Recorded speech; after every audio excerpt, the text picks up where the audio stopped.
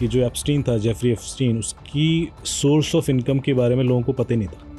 Okay. सबसे बड़ी चीज़ तो यही एक अलार्मिंग थी कि वो इतना पैसे वाला था पर वो कमा कैसे रहा था, ये डिस्क्लोज नहीं था। बहुत सारी ऐसी चीज़ें हैं जो वो कर रहा था बिना गवर्नमेंट सपोर्ट या इंटेलिजेंस के सपोर्ट के हो ही नहीं सकती। यूएस में खासतौर से कि हर जगह कैमरे लगे हुए थे, हर कमरे में, हर उसमें इतनी रिकॉर्डिंग होती थी। एप्स्टीन इतना स्मार्ट था कि इतने एविडेंस देखे गया है कि कोई बच ही नहीं सकता यदि आप एविडेंस पे चले जाए। इसमें करीब 60 विक्टिम्स के स्टेटमेंट्स लिए गए जो माइनर हैं, जो 15, 16, 17, 18 साल के। एंड बिकॉज इतने प्रोमिनेंट लोग हैं तो पूरी ताकत उस तरह की लगाई जा रही है, वरना एप्स्टीन की हत्या होती ही नहीं। मैं तो सीधे सीधे कह रहा हूँ कि उसको मारा गया। जब एप्स्टीन की डेथ हुई तो कई सारे रूल्स वायलेट किए गए जिससे उस डेथ पर शक पैदा होता। पहला, उसका कोई सेलमेट नहीं था उस दिन। नॉर्मली एक सेल में 2 लोग तो होते हैं, उसका सेलमेट उस दिन नहीं था। दूसरा, सीसीटीवी उस दिन काम नहीं कर रहा था, कोई रिकॉर्डिंग नहीं है उस दिन की। तीसरा, जो सिक्योरिटी गार्ड है वो सो रहे थे। इसका मतलब था कि यदि वो जिंदा रहता तो बहुत सारे लोगों को खतरा था डेफिनेटली। जो डेटा आया उससे FBI चौंक गई। ओके। क्योंकि इतना ट्रांजेक्शन डार्क वेब पर हुआ था। क्रेडिट कार्ड बहुत सारे ऐसे यूज़ हुए जो पोर्नोग्राफिक मटेरियल खरीदने के लिए यूज़ हुए। इसमें लोगों को मारते हैं और उसके बाद उसके वीडियो बनाए जाते हैं कि चीखों के और उनके टॉर्चर के, उस तरह के कंटेंट खरीदे जा रहे थे। एक पूरा सेफ हब बनाया गया था इस तरह के क्राइम को अंजाम देने के लिए। आइलैंड के ऊपर वो सारी फैसिलिटीज़ थी जो लग्जरी रिसोर्ट्स में होती हैं, और उसके बाद हर एक चीज़ को बहुत सफीने से रिकॉर्ड किया जा रहा था। बट मैं कह रहा हूँ अभी रियल कंटेंट तो आया ही नहीं है।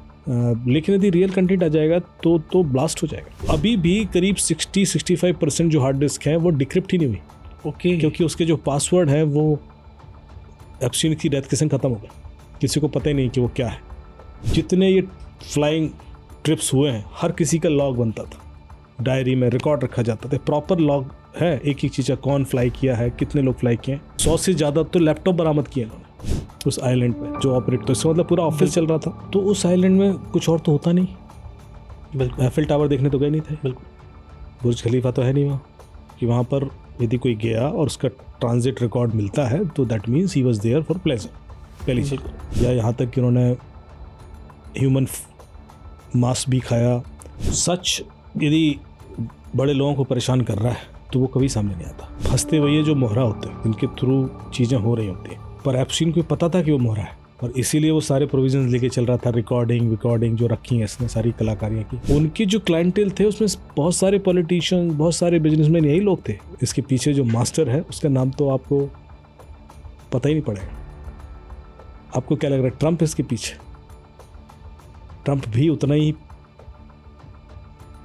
भागीदार है जितना किसी और का नाम आ रहा हुआ।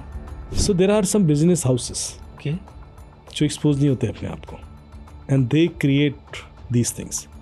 They manage economies of the world. They run the governments. They decide who will become president. Switch पर आज इस पॉडकास्ट से मेरे साथ फिर से हैं हमारे cyber crime expert Amit Dubey में। Sir welcome.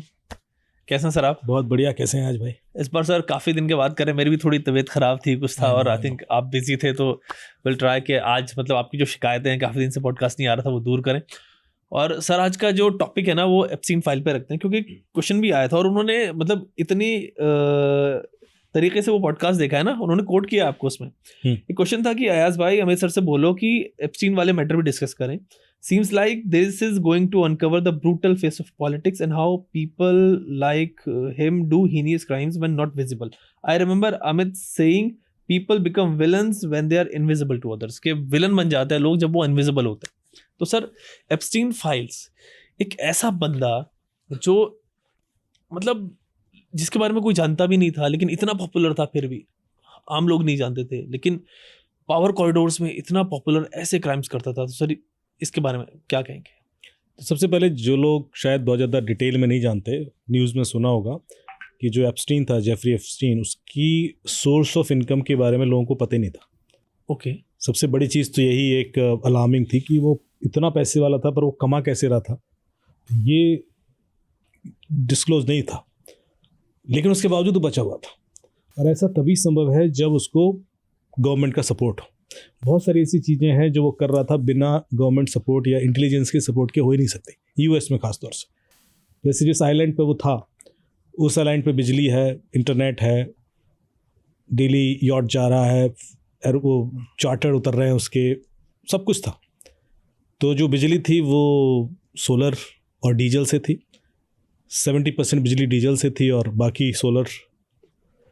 जो इंटरनेट था वो उसके लिए वीसेट लगे हुए थे, बैकअप वीसेट थे उसके। उस समय क्लाउड मैकेनिज्म उतना नहीं था, तो जितना अरेंजमेंट था, क्योंकि आपने सुना होगा जो विक्टिम्स के स्टेटमेंट्स हैं, टेस्टमेंट्स, कि हर जगह कैमरे लगे हुए थे, हर कमरे में, हर उसमें इतनी रिकॉर्डिंग होती थी। तो ये सारी रिकॉर्डिंग हार्ड डिस्क में होती थी, फिर वो स्टोरेज होता था और उसके बाद वो इनक्रिप्टेड भी होता था। तो अभी भी करीब 60-65% जो हार्ड डिस्क हैं वो डिक्रिप्ट ही नहीं हुई। ओके। क्योंकि उसके जो पासवर्ड है वो एप्स्टीन की डेथ के संग खत्म हो गए, किसी को पता ही नहीं कि वो क्या है। तो जो रियलिटी है वो तो हम शायद पूरी तरीके से इमीडिएटली तो नहीं पता कर पाएंगे। जो है डेटा एक्सपोज वही इतना ख़तरनाक है, जितना मिला है लोगों को, जो डिफरेंट सोर्सेज से निकाला गया।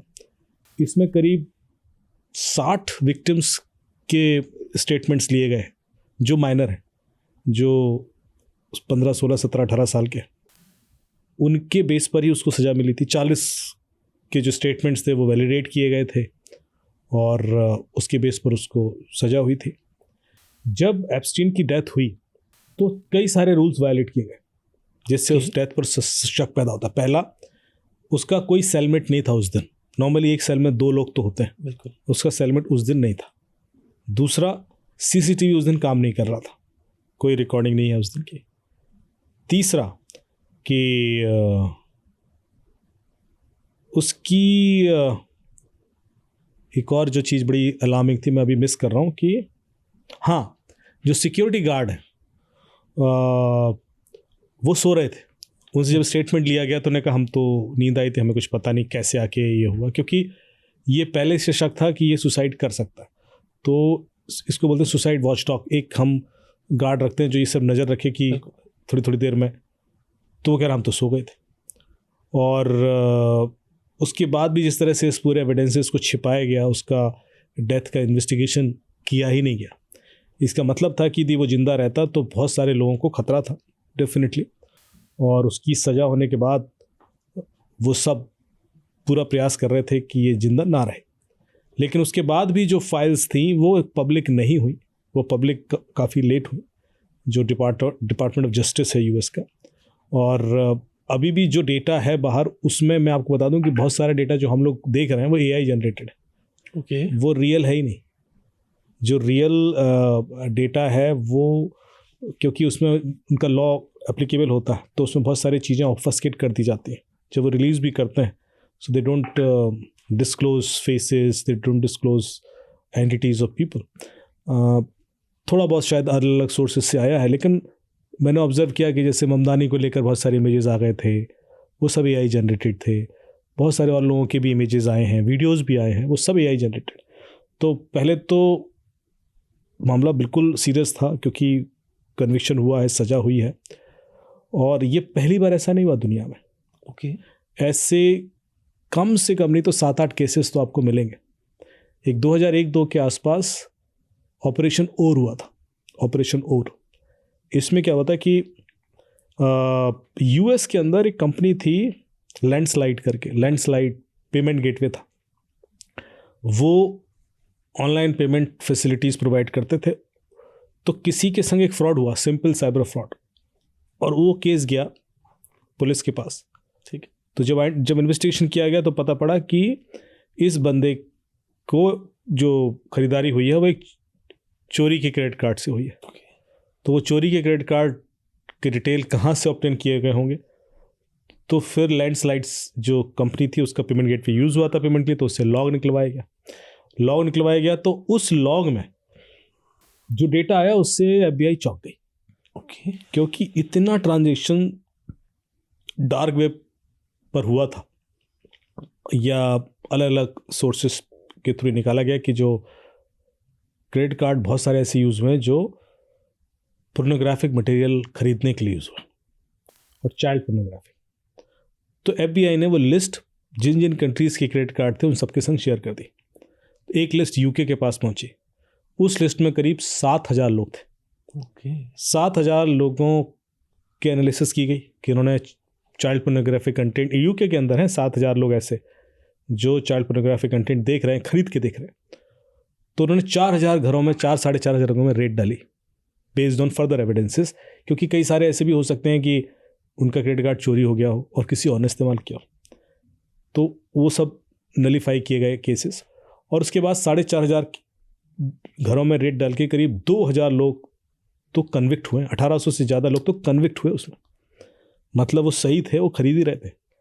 तो ये एक बहुत बड़ा ऑपरेशन हुआ, उसका नाम दिया गया ऑपरेशन ओर, जो 2001-2 में हुआ और 2011 तक इसमें कन्विक्शन होते रहे। It was one of the longest such kind of unique case, जिसमें एक तो पोर्नोग्राफिक कंटेंट, दूसरा होता है अब्यूजिव कंटेंट जिसको हम बोलते हैं, इसमें लोगों को मारते हैं और उसके बाद उसके वीडियो बनाए जाते हैं उनकी चीखों के और उनके टॉर्चर के, उस तरह के कंटेंट खरीदे जा रहे थे। फिर इसी तरह का एक केस हुआ, वेलकम टू वीडियो करके एक स्ट्रीमिंग पोर्टल बना, कोरिया का एक बंदा था, उसने स्ट्रीम करना शुरू किया child pornographic content dark web पर, और उसके बाद उसको भी पकड़ा गया, उसको भी करीब 70 साल की सज़ा हुई। फिर इस तरह के और भी अलग अलग टाइम पर, और एक 2015 में भी एक ऑपरेशन हुआ था, अभी मुझे याद आएगा तो मैं उसका डिटेल बताऊंगा, जिसमें भी इसी तरह के अब्यूजिव वीडियोस और कंटेंट बेचे जा रहे थे, और उसमें भी बहुत सारे बड़े बड़े प्रोमिनेंट लोगों के नाम आए थे, और उसके बाद उनको अरेस्ट भी किया गया। तो एप्स्टीन फाइल यूनिक केस नहीं है। पहले तो हम लोग ये मान लें कि इस तरह के सिचुएशंस या केसेस अलग अलग फॉर्म में अलग अलग कंट्रीज़ में होते रहें, और इस केस की यूनिकनेस ये है कि एक पूरा सेफ हब बनाया गया था इस तरह के क्राइम को अंजाम देने के लिए। आइलैंड के ऊपर वो सारी फैसिलिटीज़ थी जो लग्जरी रिसॉर्ट्स में होती है, और उसके बाद हर एक चीज़ को प्रॉब्ली बहुत सफीने से रिकॉर्ड किया जा रहा था। अब कोई भी व्यक्ति रिकॉर्ड क्यों करेगा? ये मेरा सवाल होने वाला था आपसे। बिल्कुल, क्योंकि आप यदि इस तरह की चीज़ें कर रहे हो तो आप छुप के करेंगे। बिल्कुल। पर यहाँ तो इसने रिकॉर्डिंग लगा रखी है हर जगह। जो छोटे मोटे वीडियो हमने देखे हैं ट्रम्प के और इसके जो एक्सपोज हुए ना, वो videos mostly fund raising events के, और फंड रेजिंग इवेंट्स में भी इस तरह से गर्ल्स वगैरह बुलाई जाती है। कुछ हैं जिसमें वो माइनर गर्ल्स के संग दिखाई देते हैं पिक्चर्स में, बट मैं कह रहा हूँ अभी रियल कंटेंट तो आया ही नहीं है। रियल कंटेंट के ट्रांसक्रिप्ट्स आए हैं बाहर, transcript in the sense text है जिसमें बताया जाता है कि साहब ये नाम है, ये नाम है, ऐसे हैं वैसे हैं, लेकिन यदि रियल कंटेंट आ जाएगा तो ब्लास्ट हो जाएगा। तो हम इतने पर ही हम जो सुन रहे हैं या जान रहे हैं, और ऐसा नहीं कि इस चीज़ को पहले डिस्क्लोज नहीं किया गया, अलग अलग टाइम पर अलग अलग विक्टिम्स ने उसको ओपन करने की कोशिश की, पर लोकल गवर्नमेंट ने उसको हवा दी ही नहीं, मतलब उसके बेस पे इन्वेस्टिगेशन किया ही नहीं। तो ये चीज़ पूरी तरीके से लोकल गवर्नमेंट की सरपरस्ती में हुई है। पहले तो मैं ये इस्टेब्लिश कर दूं कि हम यदि ये मान के चल रहे हैं कि नहीं यूएस गवर्नमेंट को तो पता ही नहीं था हो रहा था, तो ऐसे नहीं होता। यूएस गवर्नमेंट की इन्वेस्टिगेशन एजेंसीज इतनी तेज हैं कि वो एक एक व्यक्ति की। अच्छा, एक और चीज़ बताता हूँ, एप्स्टीन इतना स्मार्ट था कि इतने एविडेंस देखे गया है कि कोई बच ही नहीं सकता यदि आप एविडेंस पे चले जाए। पहला, उसका जो चार्टर प्लेन था जिससे वो ले जाता था, उसका नाम था लॉलिता एक्सप्रेस। लॉलिता एक नॉवल थी, आप लोगों को याद होगा। उसमें उस नॉवल का जो स्टोरी लाइन था वो ये था कि एक बंदा है, वो एक माइनर लड़की के संग अफेयर करता है और उसकी रोमांटिक कहानी है। तो जानबूझ के वो रखा गया, वो दैट इटसेल्फ सेज समथिंग। इसके बाद जितने ये फ्लाइंग ट्रिप्स हुए हैं, हर किसी का लॉग बनता था, डायरी में रिकॉर्ड रखा जाता था, प्रॉपर लॉग है एक एक चीज़ का, कौन फ्लाई किया है, कितने लोग फ्लाई किए हैं, क्योंकि जिस तरह का यूएस में मैकेनिज्म है उसमें हर चीज़ रिकॉर्डेड होती है। तो ऐसा तो है नहीं कि बिना रिकॉर्ड के कोई इधर उधर मूव किया। तीसरा है कि जितने भी रिकॉर्डिंग वीडियोस की हुई या कौन लोग आइलैंड पे आए, कब गए, कितने दिन रुके, that itself is recorded, well recorded. फिर वीडियो रिकॉर्डिंग भी है और वो हार्ड डिस्क में भी है और कई सारी ओपन है, जैसे मैंने 30% तो करीब अनइनक्रिप्टेड है, बाकी इनक्रिप्टेड एंड पासवर्ड प्रोटेक्टेड है। तो ये इतना ज़्यादा कंटेंट है and which includes the internet logs, which includes उसमें करीब सैकड़ों बोला गया है तो 100 से ज़्यादा तो लैपटॉप बरामद किए इन्होंने उस आइलैंड पे जो ऑपरेट, तो इसका मतलब पूरा ऑफिस चल रहा था। बहुत सारे मोबाइल फ़ोन बरामद किए, बहुत सारी और इलेक्ट्रॉनिक गैजेट्स अलग अलग तरह के हैं जिनसे डिजिटल एविडेंसेस कलेक्ट हुए हैं।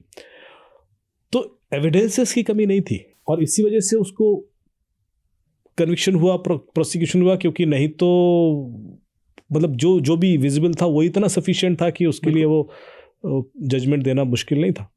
लेकिन उस जजमेंट के बाद बाकी लोग शायद थ्रेटन हो गए बिकॉज उनको पता था कि ना this will disclose anything. Sir एक चीज़ आप बात कर रहे थे कि मतलब यूनिकनेस है इस केस में। एक यूनिकनेस वो भी है कि मान लीजिए ग्लोबल लीडर्स, पूरा पावर कॉरिडोर उसके कांटेक्ट में था। एक सेक्सुअल ऑफेंडर जो अंडर एज गर्ल के साथ ये सब चीज़ कर रहा था, सबको पता था ये सब चीज़ें, और पूरा पावर कॉरिडोर जो है वो उसके साथ काम करता था, बात करता था। चाहे कोई इंडस्ट्रियलिस्ट देख लीजिए आप, चाहे कोई स्पिरिचुअल लीडर देख लीजिए, इन मतलब कोई ऐसा बंदा नहीं था जो उससे कनेक्टेड ना हो, जो पावर में हो। यूके, इंडिया, मतलब यूएई, अरेबिया, पूरा इस तरीके से चल रहा था। तो एक तो ये सवाल बाद में कि मतलब क्या पावर के नशे में सारी चीज़ होती है। दूसरा पहले सवाल मेरा ये कि ये सब वहाँ अगर जा रहे थे, जैसे आया है सामने और पता भी लगा है, तो ये भी रिकॉर्ड हो रहे थे और एप्स्टीन से फेवर भी ले रहे थे बहुत सारे जो भी इन लोगों ने वहाँ पे किया होगा। तो ये सब लोग इतने पावरफुल, इनकी रिकॉर्डिंग वहाँ पे हो रही है, ये देख रहे हैं कि रिकॉर्डिंग हो रही है, मतलब फिर भी इनको कोई खौफ नहीं था, इन लोगों को भी कोई खौफ नहीं था कि कल यार ये सब पब्लिक हो जाना है, कब ये चीज़ हो जानी। ये साइकोलॉजी दो तीन चीज़ें हैं। एक, यदि आप उस आइलैंड में गए, उस आइलैंड में ही गए, तो उस आइलैंड में कुछ और तो होता नहीं। बिल्कुल। एफिल टावर देखने तो गए नहीं थे, बिल्कुल। बुर्ज खलीफा तो है नहीं वहाँ, या कोई ताजमहल देखने गया हो। What else could be the reason? आप वहाँ पार्टी ही करने गए थे। तो पहली चीज़ तो क्लियर है एस्टेब्लिश कि वहाँ पर यदि कोई गया और उसका ट्रांजिट रिकॉर्ड मिलता है तो that means he was there for pleasure. पहली चीज़, अकेला गया या किसी के साथ गया, जो भी उसके रिकॉर्ड है वो तो ये रिवील कर ही देता है। दूसरी चीज़ मैं जो एंगल कर रहा हूँ कि जितने वीडियोज़ हम देख रहे हैं वो हर वीडियो सच नहीं है। मैं इसलिए बता दूँ क्योंकि जो डिपार्टमेंट ऑफ जस्टिस ने भी कहा है कि हमने ऑफिशियली कोई ऐसा वीडियो नहीं अभी तक रिलीज़ किया जिसमें किसी भी ऐसे प्रोमिनेंट लीडर का फेस दिखता हो। ये बोला उन्होंने। अच्छा, ये कहा है कि रिलीज नहीं किया हमने? हमने नहीं किया बोले। इसका मतलब ये कि रिलीज उनके पास है? ऑफ कोर्स है, उन्होंने कहा, क्योंकि नाम तो आते हैं। बिल्कुल। तो उन्होंने कहा हमने जो बाहर देख रहा है हम मतलब उसमें कई सारे मैनिपुलेटेड भी हो सकते हैं और कई सारे सही भी हो सकते हैं। तो वो कह रहे हैं हमने ऑफिशियली कोई रिलीज नहीं किया और फिर भी कर दिया। हाँ, तो अब ये चीज़ कैसे कहाँ निकली है? तो ये तो मतलब प्रोमिनेंट किसी लीडर का फेस दिखे और वो डीओजे ने रिलीज़ किया हो, ऐसा नहीं। जो रिलीज हैं वो किसी फंड रेजिंग इवेंट के हैं जिसमें ट्रम्प दिखाई देते हैं। मतलब मैं जितनी इन्फॉर्मेशन है उस बेस पर बोल रहा हूँ, अभी और आ जाएंगे तो फिर वर्जन बदल जाएगा। लेकिन पूरी कोशिश ये की गई कि ना आए बाहर, पूरी कोशिश तो ये की गई। तो बड़ा सेलेक्टिवली ओपन हो रहा है मामला, सेलेक्टिवली कुछ इमेजेस आती हैं और वो इमेजेस ऐसी होती हैं जिसमें, अब सवाल ये है कि जितना भी इमेजेस हैं या वीडियोस हैं वो सब टाइम स्टैम्प्स हैं। बिल्कुल। उसमें डेट टाइम तक है, लोकेशन तक है।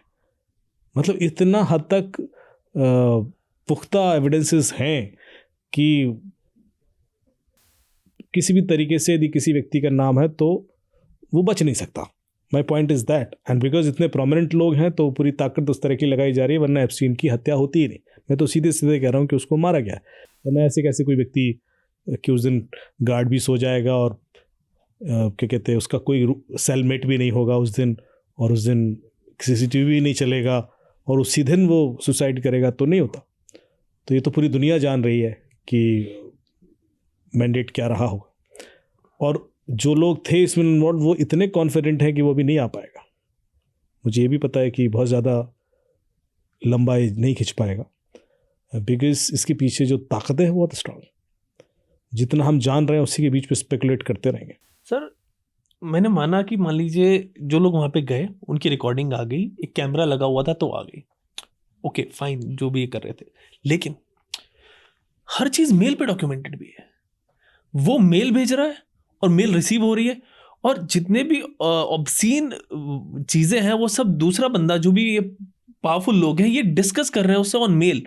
मतलब दे नो कि दे आर राइटिंग, और हम तो शायद इतना राइटिंग को इतना पावरफुल ना ले जो आम आदमी है, लेकिन जो पावर कॉरिडोर्स में पावरफुल लोग हैं उनके लिए तो राइटिंग का मतलब सर आप जानते हैं वो तो वो सब कुछ एक्चुअली है, ये उस documented। पीरियड में मेल लिखी गई जब शायद इतनी कॉन्शियसनेस नहीं थी साइबर सिक्योरिटी को लेकर।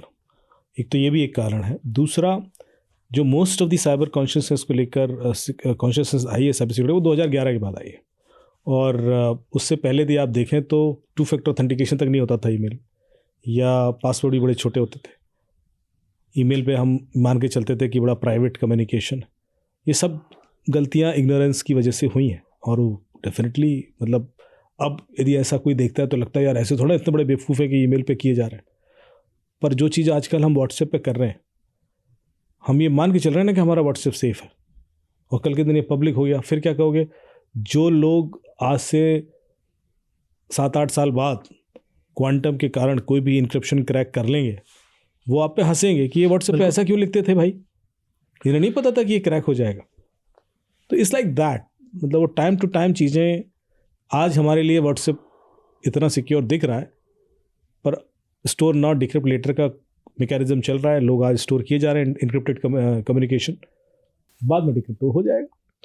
तो यदि हो जाता है और उसके बाद रिवील होता है, तो वो लोग फिर ऐसे लोगों पे हंसेंगे जो आज कॉन्फिडेंट मानकर उस तरह के चैट कर रहे हैं। बट सर एक बंदा, अगेन मैं सीन पे बात करूंगा, फिर आगे और मेरे पास सवाल है साइकोलॉजिकल, मैं आपसे पूछूंगा उस पर। एक बंदा है, उसका एक आइलैंड है, ठीक है, वो अट्रैक्ट करेगा अपने एरिया के पावरफुल लोगों को, या अपने देश के पावरफुल लोगों को, या अपने पड़ोसी देश के पावरफुल लोगों को। ऐसा क्या है कि वो हर एक पावरफुल बंदे के कॉन्टैक्ट में है, हर एक पावरफुल बंदा उसको जान रहा है, और कोई नेता हो, कोई एक्टर हो, हर किसी का कॉन्टैक्ट है उससे। बाद में पता लगता है अरे ये भी था, कोई स्पिरिचुअल, मतलब कोई भी ऐसी क्या चीज़ थी? सबसे पहले तो ऐसा है कि जिस बंदे का काम ही पावरफुल लोगों से कनेक्ट बनाना हो, वो कनेक्ट बना ही लेगा। उसका काम कुछ और था ही नहीं। जो मैं कहा ना स्टार्टिंग में कि उसकी कोई सोर्स ऑफ अर्निंग नहीं क्लियर हुई, ओके, तो डेफिनेटली वो लाइजनिंग करता था लोगों के बीच में, या जो भी उसका वे ऑफ अर्निंग मनी था, उस वजह से वो कनेक्ट करता था लोगों से, और इन्फ्लुएंस क्रिएट करके पॉलिसी इंटरवेंशन करवाना, ये सारे उसके ऑब्जेक्टिव रहे होंगे। पर उसमें क्या होता है कि the biggest level of bribe is this, that you come to my island and will have some good time. That could be one of his way of paying for those obligations that he used to take from them. वो हो सकता है। Sir एक खबर मैं पढ़ रहा था, आई थिंक काफ़ी पहले थी, कि 2009 या 10 में कोई मैक्सिकन कोई मॉडल थी, उन्होंने कुछ रिवील किया था इससे रिलेटेड चीज़ें। बिल्कुल।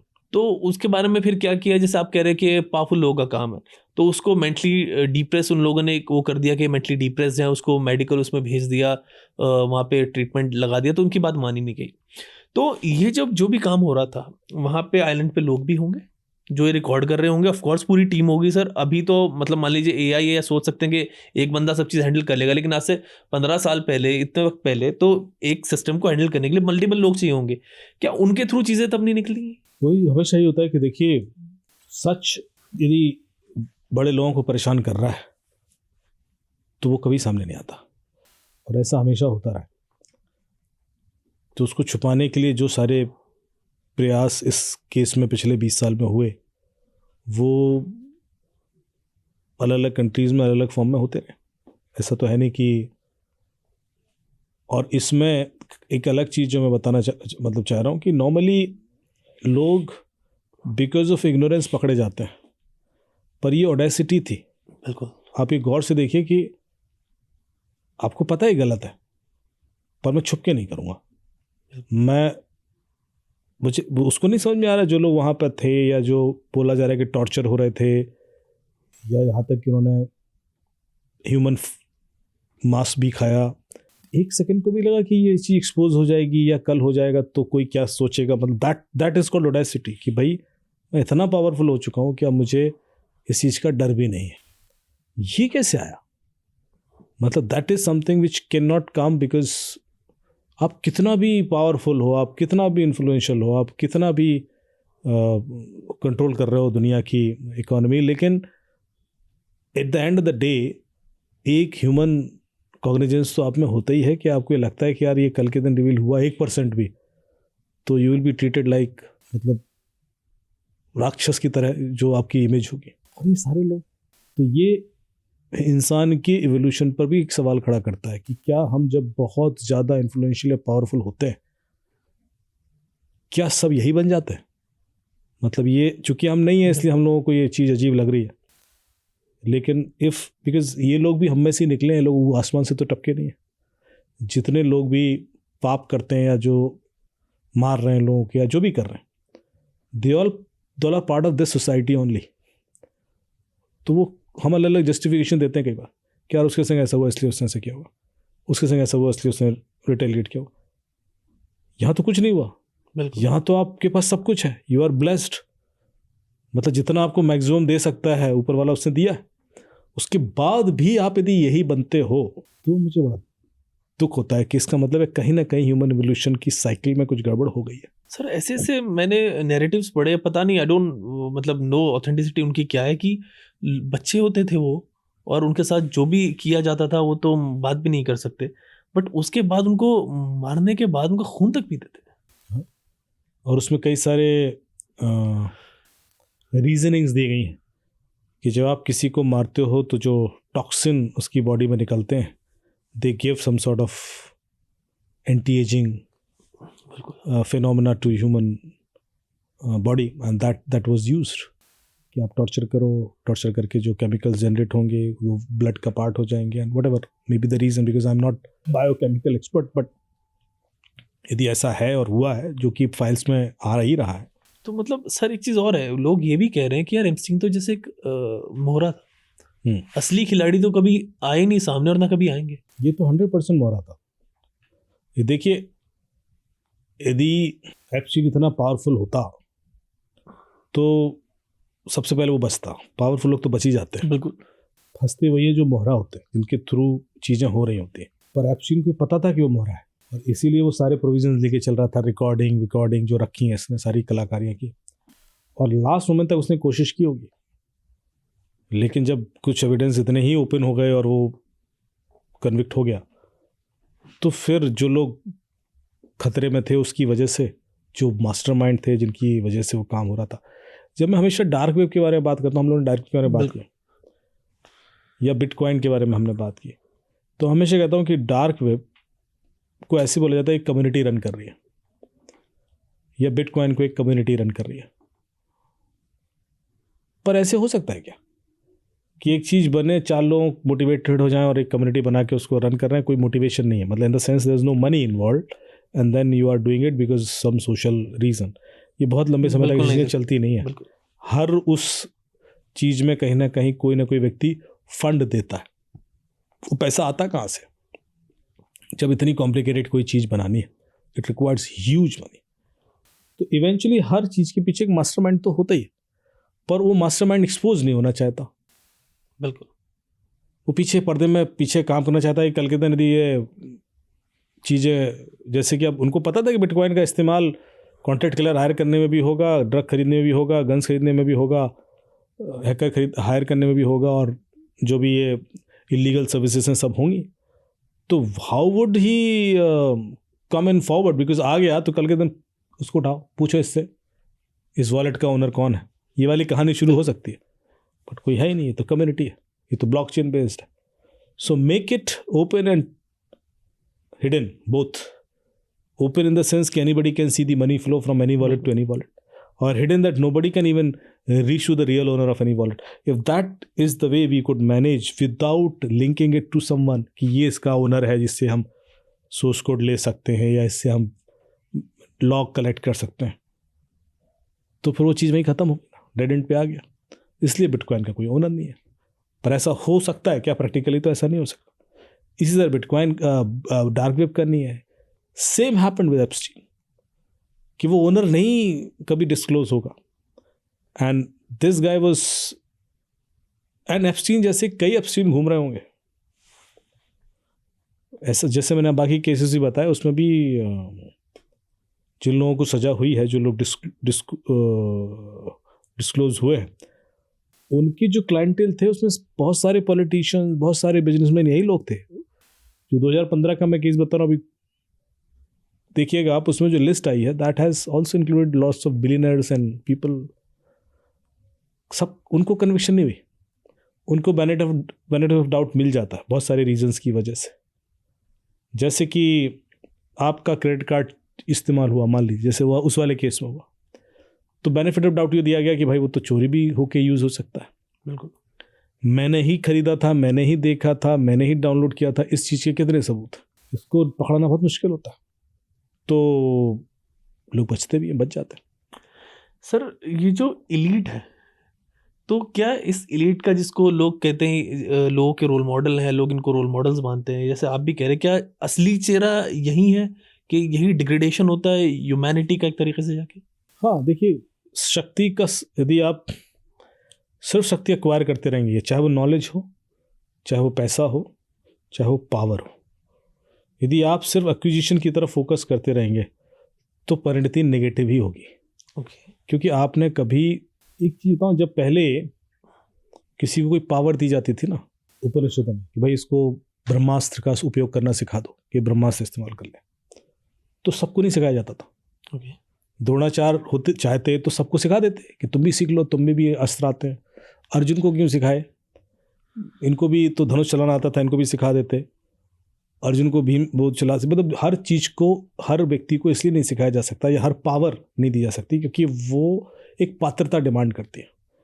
पात्रता इसलिए डिमांड करती है कि उस चीज़ का मिसयूज़ ना हो। तो मिसयूज़ इन द सेंस कि मैंने आपको कोई एक पावर दे दी और आपके अंदर पात्रता नहीं है, तो आप समाज का नुकसान ही करोगे, अन्याय ही करोगे आप। सब पात्रता से क्या मतलब रहेगा यहाँ पे? पात्रता का मतलब है can you control yourself. For example, जब कुरुक्षेत्र में युद्ध हारने लगे कौरव, तो अश्वत्थामा विचलित हो गया। ठीक है, अश्वत्थामा तो द्रोणाचार्य का पुत्र था, तो उसको तो ब्रह्मास्त्र चलाना आता था। तो उसने गुस्से में कहा कि अब कुछ नहीं हो रहा, तो मैं तो ब्रह्मास्त्र चला के ख़त्म ही कर देता हूँ। ओके, उसे चला दिया ब्रह्मास्त्र। एंड ब्रह्मास्त्र यदि चलता है तो फिर वो सृष्टि का नाश कर सकता है।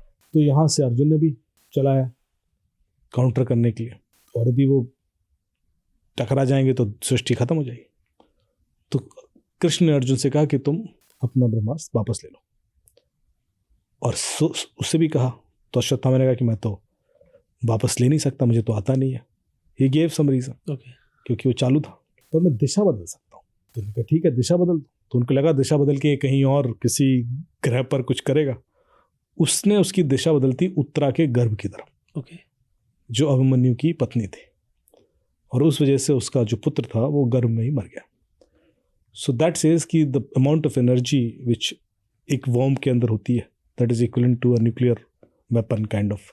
बट यही पात्रता, क्या आप अपने क्रोध की वजह से कोई निर्णय नहीं ले रहे हो? देखिए, एक तो होता है कि मैं न्याय कर रहा हूँ, और एक होता है कि मैं बदला ले रहा हूँ। बदला लेते समय आप किसी भी हद तक जाओगे, न्याय करते समय आप रुक जाओगे कि हाँ भाई अब इसको इसकी सज़ा मिल गई, बात ख़त्म हो गई। You can still be humble, you can still be not venomous.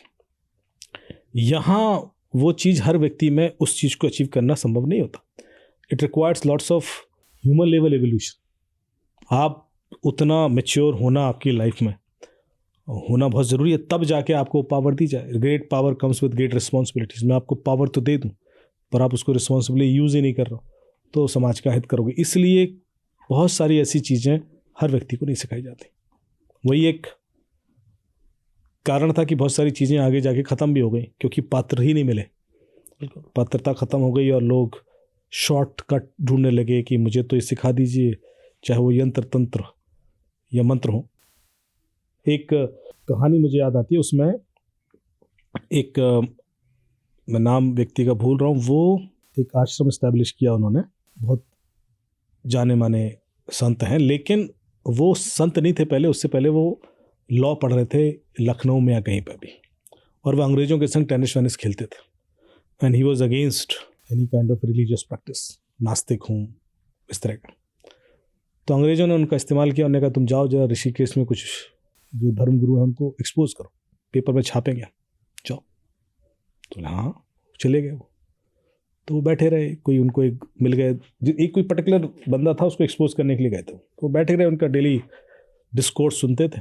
1-2 हफ्ते रहे वहाँ पर, उनको फॉलो करते रहे।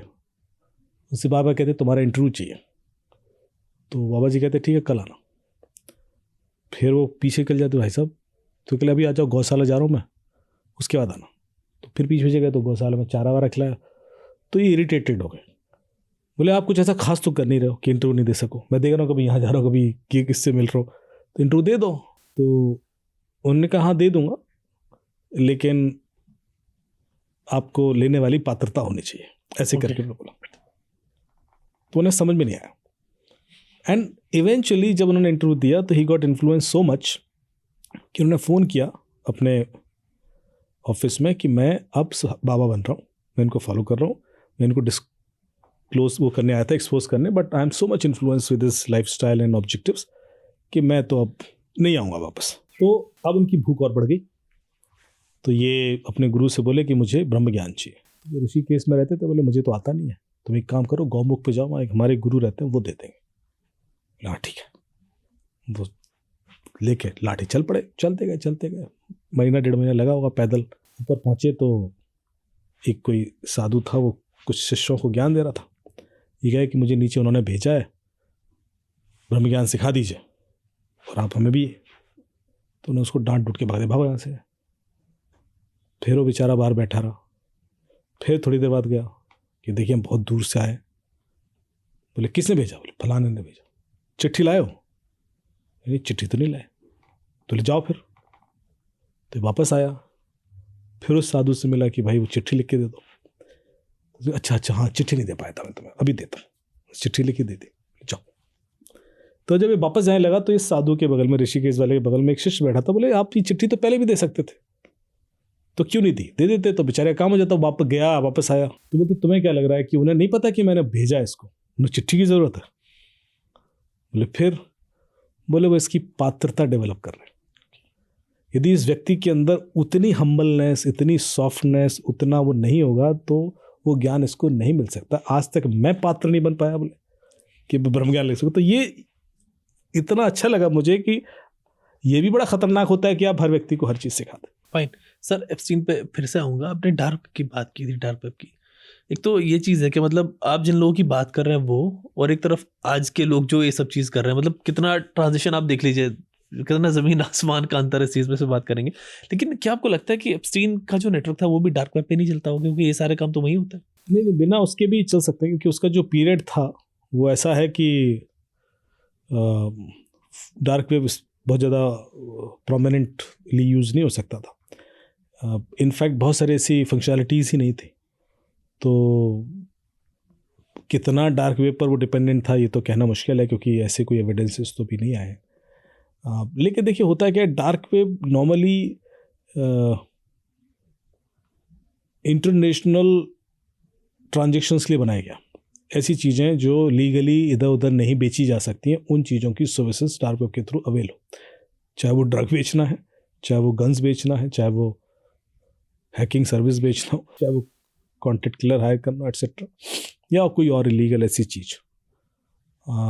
यहाँ पर इस व्यक्ति का जो नेटवर्क था वो सिलेक्टिव लोगों के साथ था। ये जो कोई पब्लिक डोमेन में कोई चीज़ नहीं बेच रहा था वो ऐसी। और मुझे नहीं लगता कि उसमें डार्क वेब के ऊपर उसकी कोई डिपेंडेंसी रही होगी। सर आप साइकोलॉजी पे भी बात करते हैं लोगों की कि किस तरीके से वो लोग सोचते हैं, तो एप्स्टीन जैसे लोगों की साइकोलॉजी क्या होगी? वो लोग जब ये सब चीज़ कर रहे होंगे तो क्या चीज़ सोचते होंगे, क्या चीज़ उनको क्या कहते हैं चार्ज अप, नशा दिलाती होगी सब चीज़ करने के लिए? मतलब उनकी सोच कैसी होगी ऐसे लोगों की? देखिए आप उसकी सोचिए जो आसपास उसको, आप यदि कोई चीज़ ऑफर कर रहे हैं और उसके लिए कोई चीज़, कोई कस्टमर है जो कंज्यूम कर रहा है, तो फिर आप उस गलत ऑफ़र का भी जस्टिफिकेशन ढूंढ लेते हैं कि मैं तो इसलिए कर रहा हूँ। बिल्कुल। आज भी बहुत सारी ऐसी सर्विसेज ऑफर हैं। अब जो कंटेंट किलर हैं उन्हें नहीं पता कि किसी की जान लेना गलत है, पर उसको कोई गिल्ट नहीं होता है। उसको कोई इस तरह से एप्स्टीन के भी आप इंटरव्यूज़ देखेंगे तो आप पाएंगे कि उसे कोई गिल्ट नहीं था और उसने बहुत सारी चीज़ें जस्टिफाई करने की कोशिश की। तो साइकोलॉजी के हिसाब से यदि उस बंदे को समझने की कोशिश करोगे तो he was convinced that he is whatever he is doing it is right to some extent. He was convinced, तभी तो कर पा रहा है, अदरवाइज वो करेगा कैसे? सो कैसे पाएगा? वो नींद कैसे आ जाएगी उसको? पर आ रही थी नींद। यदि किसी को ये सब करके नींद आ रही है तो इसका मतलब वो एटलीस्ट अपने दिल में तो कन्विंस्ड है उस चीज़ को करने के लिए, तभी तो कर पा रहा है। वो डर नहीं रहा था इस चीज़ को करने में, वो भाग नहीं रहा था इस चीज़ को करने में, और वो अकेला नहीं कर रहा था इस चीज़ को। तो ये सारे सिम्टम्स दिखा रहे हैं कि he was absolutely convinced and also not hesitant. ये चीज़ तो बहुत ही, जब थ्रेशोल्ड निकल जाएगा इंसान का तब अचीव होगी। आप समझ रहे हो कि एक बंदा यदि एक मर्डर करेगा तो शायद उसको गिल्ट हो, पर जिसने 50, 60, 100 कर लिए उसको शायद नहीं हो। ये उस लेवल पर थ्रेशोल्ड उसका क्रॉस हो चुका था। सर एप्स्टीन तो चलिए गया भी नहीं है, लेकिन क्या एप्स्टीन का जो आइलैंड था उसके ऐसा आइलैंड दुनिया में और मौजूद नहीं होंगे? क्योंकि जो लोग ये काम कर रहे होंगे वो सिर्फ एप्स्टीन पे तो डिपेंडेंट नहीं होंगे कि कभी वो उनको सर्विसेज ना दे, कोई और दे दे। और जब वो मर गया या वो चले गया, उसको ये भी थ्योरी लोग ये कह रहे हैं कि वो मरा नहीं, उसको उठा, मतलब ये तो कॉन्स्पिरेसी थ्योरी चल जाती है, इस पर डिस्कस नहीं कर रहे। लेकिन क्या अभी ऐसे आइलैंड एग्जिस्ट नहीं करते होंगे? ये लोग सर्विस नहीं वहाँ पे नहीं चाहते होंगे? बहुत है ऐसे आइलैंड, बहुत सारे ऐसे आइलैंड हैं, बहुत सारी ऐसी जगह भी है जो आप इस तरह की सर्विसेज के लिए इस्तेमाल करते हैं लोग, जिसमें सिर्फ अमीर लोगों की ही एंट्री है। बहुत सारी ऐसी जगह है। मोनाको करके एक जगह है फ्रांस में, जो आल्प्स के नीचे ही है, ग्रेनोबल सिटी के बगल में एक। तो मोनाको में भी अधिकतर लोग माफिया लोग रहते हैं। वहाँ पे भी ऐसे लोग जिनके पास अल्ट्रा पैसा है। तो वहाँ पर भी जिस तरह के फैसिलिटीज़ हैं वो इन डायरेक्शन यही है कि आप के लिए कोई रिस्ट्रिक्शंस, लिमिटेशंस कुछ नहीं है, यू कैन डू एनीथिंग। अब क्या हो रहा है, क्योंकि वहाँ कोई और रहता ही नहीं, मतलब you can't go and live there to bear that cost because very costly city. तो वो चीज़ें उसी कोकून में रह जाती हैं, उससे बाहर नहीं आती। और ऐसे और भी एरियाज़ हैं जहाँ पर उस चीज़ को इतना प्रिविलेज बना दो, एरिया को या आइलैंड को या माउंटेन को, कि कोई और जाके वहाँ वो चीज़ें एक्सप्लोर कर ही ना पाए। सर एप्स्टीन की ये जो डेथ रही, सॉरी एप्स्टीन की जो फाइलें रिलीज हो रही, तो उसमें आपको क्या चीज़ लगती है? ये यूएस गवर्नमेंट अपनी ट्रांसपेरेंसी थोड़ी बहुत दिखा रही है या फिर ये डैमेज कंट्रोल कर रही है? डैमेज कंट्रोल है, एब्सोल्युटली। ये ट्रांसपेरेंसी की बात करते हैं कि जी नहीं, हमने जो था रिलीज कर दिया। ये वो सिलेक्टिव रिलीज से क्या होता है? आप कर दो एक साथ रिलीज, फिर क्या है, ये नहीं करेंगे किसी का क्या कहते हैं, मैं जो आपको बोल रहा हूँ ना, जितने लोगों के नाम आ रहे हैं उतने यदि इस वीडियोज़ आ जाएँ सादे, या जो रियल डॉक्यूमेंट्स एक्सपोज हो जाएं, ईमेल पे नाम आना, इनडायरेक्टली नाम आना, ये तो बहुत सिलेक्टिव एक्सपोजर है। एक चीज़ और आती है, मैं पढ़ रहा था, लोग ये भी कह रहे थे कि यार ये जो नाम आ रहे हैं सिर्फ डराने के लिए आ रहे हैं, असली जो कहानी है वो कोई और है, और किसी और, मतलब जैसे आप कह रहे और लोग इसके पीछे हैं, और सिर्फ डराने के लिए आ रहे हैं कि जो लोग बचे हुए हैं कि उनको और कंट्रोल में किया जा सके, देखो तुम्हारे नाम भी आ जाएंगे और फिर हम ये भी कर सकते हैं। हो सकता है, बिल्कुल हो सकता है, ये भी हो, डेफिनेटली। पर अभी तक कोई ऐसा क्लियर लिंक मुझे दिखा नहीं। देखिए अभी जैसे कि आप बिल गेट्स है, या जिनको भी क्लियरली नाम आया जिनके, वो लोग से ज़्यादा बेनिफिट इस समय यूएस को है दूसरे देशों के राष्ट्राध्यक्षों को लपेटने में, जो अभी खुलकर नहीं आए। तो वो मुझे लगता है कि सच खुलेगा। ओके, तो सर ये लोग भी इन्वॉल्व हो सकते हैं उस चीज़ों में? हाँ, क्यों नहीं, जो पॉलिटिशियंस लोग। बिल्कुल है, बिल्कुल है, डेफिनेटली है। देखिए वो वही तो कह रहा हूँ कि उस बंदे का एक्सेस जिस कम्युनिटी तक था, उसके लिए किसी को रीच आउट करना मुश्किल नहीं था। और कई सारी चीज़ें जिस तरीके से डिज़ाइन हुआ है Epstein island, long term planning के साथ होती है। दिस इज़ नॉट कि ये 2 साल 1 साल चलेगा। दिस मतलब इतना इन्वेस्टमेंट रिक्वायर्ड था उस आइलैंड पर, मल्टी बिलियंस ऑफ डॉलर्स का, कि आप इतना फैसिलिटेट कर दो उसको। तो they had a long term planning also कि will invite all who's of the world and will record and then probably we'll use. So this could be part of the government strategy also. Sir अजीब चीज़ है, मतलब समझ नहीं आती। आपने कहा था कि ऑफ कोर्स ये मोरा हो सकता है, लोग और कुछ, मतलब कोई और भी इसके पीछे हो सकता है, तो आपकी ओपिनियन क्या है, इसके पीछे कौन लोग हो सकते हैं? देखिए जिसको भी उस चीज़ को यूज़ करके बेनिफिट हो रहा है वही लोग होते हैं। आप आज की डेट में भी जितना पॉलिटिकल सिस्टम पूरे वर्ल्ड का ये हालत है, जब आप किसी को हनी ट्रैप करते हैं और बड़े बड़े जो जासूस होते हैं उनकी भी मजबूरियां वहीं फंसती हैं। यदि वो हनी ट्रैप हो गए तो देश सरेंडर कर देते हैं एक की गलती की वजह से। सो ये टूल तो हजारों सालों से इस्तेमाल होता रहा है कि आप आदमी की इस कमजोरी को एक्सप्लॉइट करो। सो आई एम श्योर कि this was a planned move, very well planned move, having Epstein as a face. और एप्स्टीन के पीछे जो लोग हैं उनको डायरेक्ट बेनिफिट था इस चीज़ का, तभी वो लोग करवा रहे थे। सर इंडिया में भी ऐसे लोग मौजूद और ये जिनके नाम आ रहे हैं उनमें से कोई नहीं है। मैं आपको बता दूं, जिनके भी नाम आए उनमें से कोई भी नहीं। इसके पीछे जो मास्टर है उसका नाम तो आपको पता ही नहीं पड़ेगा। आपको क्या लग रहा है ट्रंप इसके पीछे? ट्रंप भी उतना ही भागीदार है जितना किसी और का नाम आ रहा हुआ, लेकिन जो रियल होगा उसका तो वो तो एक्सपोज भी नहीं होगा। सर फिर भी आपसे कुछ हिंट मिल जाए, इफ नॉट के मतलब so there are some business houses okay जो एक्सपोज नहीं होते अपने आप को, and they create these things, they manage economies of the world, they run the governments, they decide who will become president. Rockefellers, Rothschilds, वो सब हैं उसके पीछे बड़ा लेवल। मैं एक बार यूके में था तो मैं एक राउंड टेबल डिस्कशन में गया और वहाँ पर अलग कंट्रीज़ के लोग थे, एंड इनडायरेक्टली जब डिस्कशन थोड़ा सा लूज आउट हो जाता है आफ्टर द डिस्कशन, पार्टी हम लोग बाहर कर रहे थे, तो आई कुड हियर आउट कि दो लोग डिसाइड मतलब ये कर रहे हैं कि सो हाउ वी कैन, उस समय कुछ अफ्रीकन कंट्रीज़ के इलेक्शंस थे, ओके तो वो डिस्कशन का ये था कि हम किसको प्रेसिडेंट बनवाएं, जबकि वो दोनों उस कंट्री के नहीं है। ओके तो मुझे बड़ा लगा कि ये कैसे डिसाइड करेंगे, बट उनका prime focus of the discussion was this, यार इसको बनवा देंगे तो वहाँ से इतना पैसा मूव कर सकते हैं, then it will create a channel for us for to pass billions of dollars easily, otherwise it becomes challenge. वो उस लेवल पे खेल रहे होते कि हमारे हाथ में कितनी कंट्रीज हैं जो हमारे हिसाब से चैनल मतलब पैसा मूव कर पाए या other whatever benefit they could take out. I could over here, तो आई वाज लिटिल शॉक कि यार ये लोग बैठ के डिसाइड करते हैं कि वहाँ कौन बनेगा। तो करते होंगे, डेफिनेटली करते होंगे। सर इन फैमिलीज के पास इतनी पावर आई कहाँ से? पावर पैसे से ही आती है भाई, और कुछ नहीं होता। अल्टीमेटली जो लोग इकोनॉमीज कंट्रोल कर रहे हैं वही पॉलिटिक्स भी कंट्रोल करते हैं। जो लोग आपको ये तो हम सब मानते हैं ना कि जो ग्लोबल इनकम है वो कुछ परसेंट लोगों के पास ही है, 97% इनकम 3% लोगों के पास होगी और 3% बटी हुई है, बाकी पूरी दुनिया इस तरह का तो एक क्वेश्चन है। तो आप देख लोगे वो 97 किसके पास है, उससे समझ में आ जाती है बहुत सारी चीज़। सर ये एंगल इसमें भी आता है कि सीक्रेट सोसाइटीज रन करती हैं और उसके पीछे ये, तो क्या आप इसको कॉन्स्पिरेसी थ्योरी मानते हैं? इसमें भी कुछ सच्चाई है?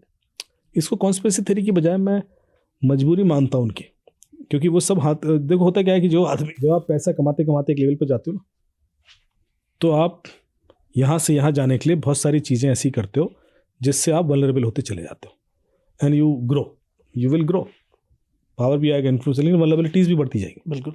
अब आपको ऊपर ही जाना है, यदि आप नीचे आए तो वल्नरेबिलिटी आपको मार डालेंगे, बिल्कुल आप खत्म हो जाओगे।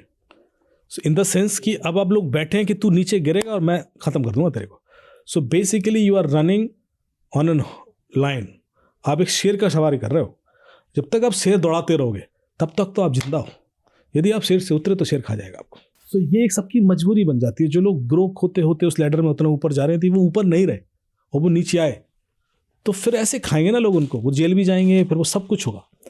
सो they are so scared internally कि वो उस चीज़ को और स्केल कर देते हैं कि हमारी, जैसे जब सत्यम करके कंपनी थी तो राजू जो उनके फाउंडर सीईओ थे, उनका ये डायलॉग था, क्योंकि वो पहले क्या कर रहे थे कि बैलेंस शीट मैनिपुलेट करके शेयर वैल्यूज़ उन्होंने अप रखी, जबकि घाटा था या कुछ पैसा छुपाया, कुछ लोन इधर उधर डाइवर्ट कर दिया, तो बैलेंस शीट तो कुछ और ही कह रही थी हेल्दी, लेकिन वो उनने समहाउ देख ही कुड मैनेज। अब वो बढ़ते बढ़ते 30-40 हज़ार करोड़ हो गया, अब वो छुपे ही नहीं रहा, बैलेंस शीट में देखेगा, तो अब क्या करें, या तो कुछ जादू हो जाए उसके संग, तो आप बढ़ते रहे क्योंकि आप छुपा रहे थे तो बढ़ते चले गए, अब बढ़ते बढ़ते आप टॉप पे आ गए। अब यदि ये चीज़ खुली तो आप ऐसे गिरोगे ना कि वो पूरी की पूरी कंपनी 30 हज़ार करोड़ में बिकी भाई। उतनी की तो लैंड होगी उनकी, मैं आइडियली बोलूँ, जितने में बिकी है वो company. Same happened with many other companies. तो आप जितने भी ऐसे बड़े बड़े जो कोलैप्स हुए बिजनेस हाउस गौर से देखोगे तो the reasons were quite similar, कि दे स्टॉप ग्रोइंग फर्दर उस स्केल पे, तो उन्हीं की वेलेबिलिटीज उन्होंने खा लिया जो वो खोल के बैठे थे नीचे। और ये हर कंपनी हर बिजनेस के संग होता है। फाइन सर, आप कह रहे हो कि शेयर की सवारी करते हो, उससे एक चीज़ मेरे जहन में आई कि जितने भी ग्लोबल लीडर्स होते हैं, जो भी प्राइम मिनिस्टर प्रेसिडेंट्स होते हैं बड़े बड़े, को कहता है कि ये भी पपेट्स होते हैं एक तरीके से, अपने लेवल पे पपेट्स होते हैं, कि वो वही करते हैं जो कुछ लोग चाहते हैं करें, उसके अलावा वो कर नहीं सकते। अगर वो करेंगे तो या तो उनको नीचे ले आएंगे, या उनको ख़त्म कर देंगे, या मार देंगे। मतलब ऐसी बहुत सारी थ्योरीज हमें मिलती हैं कि भाई ऐसा हुआ है पास्ट में। देखिए, हर आदमी है तो पपेट ही, किसका है ये डिसाइड आपने करना होता है। कुछ नहीं होगा तो अपनी इच्छाओं का पपेट है। जो हमारी इच्छाएं हैं वही हमें ऐसा कुछ करने पर मजबूर कर देंगी जो बहुत सारे तरीक़ों से ठीक नहीं है, पर हम उन इच्छाओं की वजह से कर रहे हैं। यदि धृतराष्ट्र चाहते तो महाभारत नहीं होती, उनके लिए तो एक लाइन बोलना था, पर वो पुत्र मोह में ऐसे फंसे थे कि वो महाभारत भी हुई और पूरा फिर खानदान ख़त्म हो गया। सो ये इस गलती हम सब करते हैं। हम सब कई बार दूसरों के इन्फ्लुएंस में कर रहे होते हैं, कई बार अपने खुद की इच्छाओं के इन्फ्लुएंस में कर रहे होते हैं। बहुत कम लोग ऐसे होते हैं जो उससे, जो हमने फ्रीडम की बात की थी, उससे निकल के बाहर आ पाते हैं। बहुत कम लोग होते हैं। सो ये तो तय है। और जितने लोग, जितने बिजनेसमैन हैं, तो मैंने आपको उस दिन भी बोला था कि मुझे हंसी आती है उन पर, क्योंकि वो इतने बड़े गुलाम हैं, वो ज़्यादा बड़े स्लेव हैं as compared to a person who is running rickshaw. क्योंकि आप उनके लाइफ स्टाइल, उनके वे ऑफ वर्किंग, उनके थॉट प्रोसेस देखोगे तो आप देखते रहोगे कि they are in a very fast loop. वो इतने फास्ट लूप में है कि उनको ठहर के सोचने की फुर्सत नहीं है। तो उससे बड़ा गुलाम और कौन, मतलब जो अपने हिसाब से सोच भी नहीं पा रहा है। They are being forced to think so that their money can become double and triple, that's it पूरे टाइम के। ऐसा ना हो कि मैं 2 मिनट अपने लिए तसल्ली से कुछ और सोच लूँ तो मेरा तो 2000 करोड़ का नुकसान हो जाएगा, 200 करोड़ का नुकसान हो जाएगा। विच मीन्स यू आर फिर ट्रैप में तो हो आप। तो चाहे वो पॉलिटिशियन हो, जब हम किसी को फ़ोन लगाते हैं ना और वो फ़ोन ना उठाए, तो मेरा एक उसूल है, मैं मानता हूँ कि वो बंदा बिजी नहीं है। ओके, अभी आपकी वैल्यू उतनी नहीं है। क्योंकि फ़ोन कल के दिन आपको किसी बड़े आदमी का आ जाए और ट्रू कॉलर पे ही सिर्फ नाम दिख रहा हो तो आप पट से उठा लोगे, भले आप हॉस्पिटल बेड पे हो। क्योंकि प्रायोरिटी होती है लाइफ में, सब प्रायोरिटी और कुछ नहीं। आपकी प्रायोरिटी लाइफ में क्या है, उन प्रायोरिटीज़ के आप गुलाम हो। जिस दिन आप उस वजह से वो डिसीजन नहीं ले रहे हो तो आप फ्री हो। सर एप्सिन पर मैं बात की, लेकिन एक चीज़ और रह गई। आपने पिछली बार जब आए थे तो एक चीज़ टीज की थी कि आपने कहा था कि मैं बताऊंगा कि जो इन्फ्लुएंसर गेम जितना भी आज चल रहा है इसकी असल में क्या सच्चाई है, और एक वक्त आएगा कि जो जितने बड़े बड़े इन्फ्लुएंसर्स हैं उनके पास कुछ काम नहीं होगा। और फिर आपने इसको एआई से कनेक्ट किया था कि एआई का बूम आएगा और क्या कहते हैं, जो मल्टी बिलियन कंपनीज हैं वो 1 दिन में 2 दिन में बन जाया करेंगी। एआई पे सवाल आया, इसी पे अभी एंथ्रोपिक का एक एआई टूल आया। एंथ्रोपिक थोड़ा पब्लिसिटी बहुत ज़्यादा करता है, क्लाउड ए पे आया था, उसने पब्लिसिटी यहाँ पे की, लेकिन यहाँ पे कुछ गेम उसमें ऐसा था कि ऑटोमेशन के लिए उनका टूल था, और उसकी वजह से टेक स्टॉक पूरे गिर गए। यूएस की हालत ख़राब, यूएस में हालत ख़राब, इंडिया के टेक स्टॉक भी गिरे, बुरी तरह गिरते। तो इसके बारे में ये कहा जा रहा है कि आईटी फर्म्स में इतनी बुरी हालत हो गई है या हो जाएगी कि जॉब्स जो हैं वो 50% से भी ज़्यादा कट हो जाएंगी और आगे जाके जॉब्स बहुत मुश्किल से मिलेंगी। तो इस सिचुएशन में आप टेक्नोलॉजी कवर करते हैं, एक आम बंदा जो पढ़ रहा है, जो चीज़ समझ रहा है, वो क्या करे? क्योंकि जो सॉफ्टवेयर इंजीनियर्स है, आप खुद उसी फील्ड से, तो वो कोडिंग कर रहा है, सब चीज़ लिख रहा है, सब चीज़ तो वो तो एआई कर दे रहा है, उसका तो कुछ काम बचा ही नहीं है। तो इस सिचुएशन में बंदा क्या करेगा? देखिए, हमने शायद एक बहुत पहले भी इस पर डिस्कशन किया था कि जब एआई से जॉब जाएंगी तो फिर कौन सी जॉब बचेगी। सिंपल सा सवाल ये है। बिल्कुल, क्योंकि आज एंथ्रोपिक है, कल के दिन कोई और टूल होगा, और ये इम्पैक्ट तो जब चैट जीपीटी रिलीज हुआ था तब से आना शुरू हो गया था, तब से लोगों की जॉब खतरे में है ही। इनफैक्ट बहुत सारे ऐसे काम हैं जो को पायलट आराम से कर देता है, जो जिसके लिए हमें सेक्रेटरीज की ज़रूरत पड़ती थी। तो पहले तो उधर के जॉब गए, फिर लॉयर्स के काम इम्पैक्ट कर रहे हैं, लोग चैट जीपीटी से पूछ लेते हैं, डॉक्टर्स की सलाह एआई से हो रही है, कंटेंट क्रिएशन एआई से हो रहा है। तो ये तो तय था कि सारे काम जो आजकल बड़े एक्सपीरियंस के बाद आप उस लेवल पर पहुंचते हैं, वो एक्सपीरियंस एआई को डे 1 में मिल जाता है, बिकॉज उसने वो सारी किताबें पढ़ रखी हैं। कुछ चैलेंजेस थे, हेलुसिनेशन था, बायस्ड था, वो सब चीज़ें थी जो धीरे धीरे इम्प्रूव होके फिक्स होंगी और इस वजह से सीधे सीधे जॉब जाएगी। अब सवाल ये उठता है कि हम फिर करेंगे क्या? तो इसके 2 आंसर। ठीक है। पहला आंसर ये है कि हम कुछ करते क्यों हैं, हम 9 से 6 की नौकरी करते क्यों? सर कमाने के लिए, एक तरीके से। सिर्फ कमाने के लिए। बिल्कुल। हमें मज़ा नहीं आ रहा होता है। बिल्कुल सर, ज़्यादातर ये सिचुएशन 90% मान लीजिए। Can you create a system where you can make money, you don't need to work? आप पैसा मिल जाए लेकिन आपको इस तरह की 9 से 6 की जॉब ना करनी पड़े, तो फिर प्रेफर करेंगे आप कि आप अभी भी आपको नौकरी ही चाहिए? नहीं सर, नहीं चाहिए ना। तो आप पहले थॉट ये निकाल दीजिए कि एआई नौकरी खा रहा है आपकी। ओके। ठीक है, कोई भी नौकरी करे, चाहे वो एआई करे या कोई मशीन करे, यदि आप उस वजह से कमा सकते हैं तो क्या फर्क पड़ता है? Basically there should be some outcome, some tangible value created because of some effort by someone. वो एफर्ट आप लगा रहे हैं, आपका एम्प्लॉय लगा रहा है या उसका एम्प्लॉय लगा रहा है, डजंट मैटर। डन। जितनी कंपनी, जैसे मैं इसको और थोड़ा होलिस्टिकली समझाऊं, हमारी जो माइंडसेट है ना, बचपन से एक मिडिल क्लास की वजह से जॉब की होती है कि जॉब नहीं रहेगी तो भूखों मर जाएंगे, जॉब नहीं रहेंगे तो खाने को नहीं मिलेगा, ऐसे वाली सिचुएशंस बिल्कुल सर, यही सुनने को मिलता है। हम इतना डर डर के जी रहे होते हैं पूरे टाइम पर। एक्चुअली जॉब को हमने बड़ा कर दिया, अर्निंग को छोटा कर दिया। प्रॉब्लम जॉब नहीं है, हमारी प्रॉब्लम है अर्निंग। हमारी अर्निंग कैसे होगी, हमें सवाल ये करना है। हमें सवाल ये नहीं कि हम जॉब करें।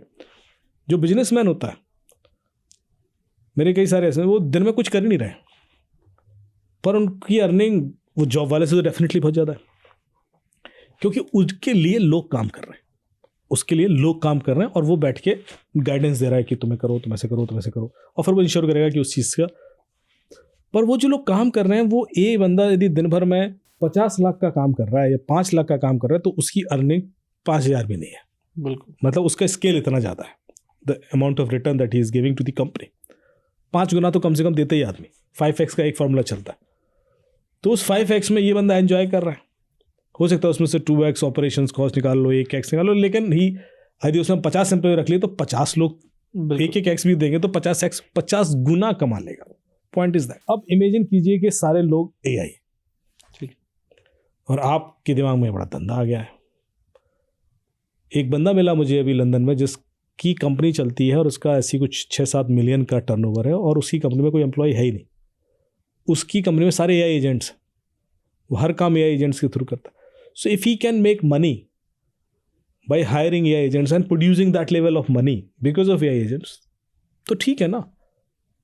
सो माई पॉइंट इज कि हमें थॉट प्रोसेस थोड़ा सा ऐसा करना पड़ेगा कि how we can leverage AI agents to make money rather than getting scared कि यार एआई मेरी जॉब खा लेगा। ठीक है। फोकस जैसे इधर हो जाएगा ना कि यार मैं इसके, यार मैं तो बेवकूफ़ यार, जो 25,000 कमाने में मुझे इतना एफर्ट लगता था, मैं तो 4 एआई एजेंट रखता हूँ, ये मुझे 4 लाख कमा के देंगे महीने का। हाँ, तो वो आदमी निकल गया ना।